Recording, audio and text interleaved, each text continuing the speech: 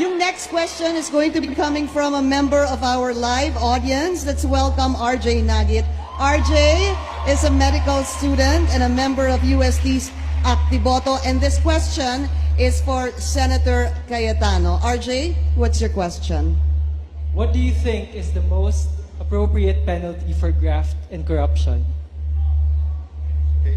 Lahat sa buong mundo, sa science ng criminology, it's not the actual penalty, but the certainty na mahuhuli ka. Sa Pilipinas, pag antibiotics, pandesal, ang nanakawin mo, sigurado huli ka. Pero pag nagnakaw ka ng malaki, magiging congressman ka. Pag mas malaki ninakaw mo, magiging senador ka. Pag barkada mo si Napoles, syempre si Napoles, i-clear ka, barkada mo siya di ba? Magiging vice president ka. At pag naging presidente ka, mga kasama mo, kasama na sa corruption. You go to the LTO, kumuha ka ng lisensya, corruption. You bumili ka ng bahay, sa taxes, corruption. Buong buhay natin corruption. Huwag na tayo magbulag-bulagan unless we change the system. So, we need to give Senator Marcos a chance to... No, I was just wondering kasi sinasabi ni Senator Alan, pagka malaking ninakaw mo, maging congressman, mas malaki maging senador. Is that how he became congressman? Is that how he became senator? Let me respond. That's not how I became congressman. It's not how I became senator. Well, mga kababayan, alam kong sa Europe nag-aral si Senator Bongbong kahit peke yung diploma. Pero Ibang issue na yan, Senator Alan. ang sinabi ko po na magiging congressman ka, that's sarcasm. Because it applies to many, not to all. Okay. Kung ako'y naging congressman dahil corrupt, di sana hindi ako sumama sa EDSA 1, EDSA 2, hindi ako lumaban sa corruption ni Binay, hindi ako lumaban sa corruption ni Arroyo.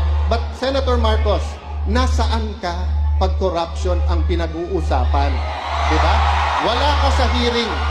Sabi mo kanina, Senator Marcos, matagal tayong magkapartido, bakit ngayon lang bringing up?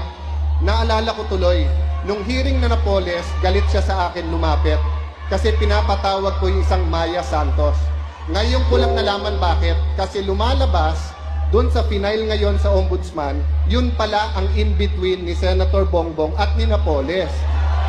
All right, this will be the last word on... To be fair to you, Senator Bongbong, yun din ang akala ko. Kung may Napoles ka, bakit ngayon lang? Tinignan ko 2007 to 2009 lang yung audit, 2011 yung sayo. Kaya ngayon lang lumabas. Pangalawa po, hindi totoo walang basihan ang numero. $4 billion na po, 2 bilyong piso ang na-recover ng PCGG. Ayan po, chairman ng COMELEC, dating PCGG.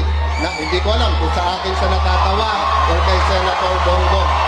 Pangatlo po, $1 billion ang ngayon pinaglalabanan pa rin ng gobyerno at ng Marcos family. Pang-apat po, sa salin ni Senator Bongbong, 200 to 500 million pesos po. Never ka naman nagkatrabaho kung hindi sa gobyerno. Saan mo kukunin ang ganong kalaking pera? Meron po tayong kasama dito na pag yung ibang hearings nawawala. Kasi mga kaibigan ang nandun. Pag Coco Levy, nawawala. Pero nagulat po ako, mga kababayan. Sabi ni Senator Bongbong, wala daw bahid ang kanilang pamilya. $10 billion ang nanakaw nung panahon nila. 450 billion pesos. Nung isang linggo lang po, nagulat ako, 205 million po niligay sa Napoles na mga NGO. Pork barrel po yon ng hindi ng tatay niya, pero siya. Kung yun po ay hindi pa bahid politika, hintayin nyo maging vice president siya. Baka $100 billion na ang mawala sa atin. Alright. Tignan nyo po ang interview ng mismong nanay po ni Senator Bongbong. Sabi nung nanay niya, they practically own the Philippines, telecoms, all these businesses. It's all on the record. I-google nyo, yung may telepono po ngayon, i-google nyo yung recovered ng PCGG. But ibahin natin usapan, sabihin nyo nang hindi totoo. For the sake of this debate, kahit totoo. Anong hearing sa corruption nakita nyo nag-appear ang isang Bongbong Marcos? Kahit anong issue sa corruption, wala siya doon. Kami daw namumulitika kasi nilalabas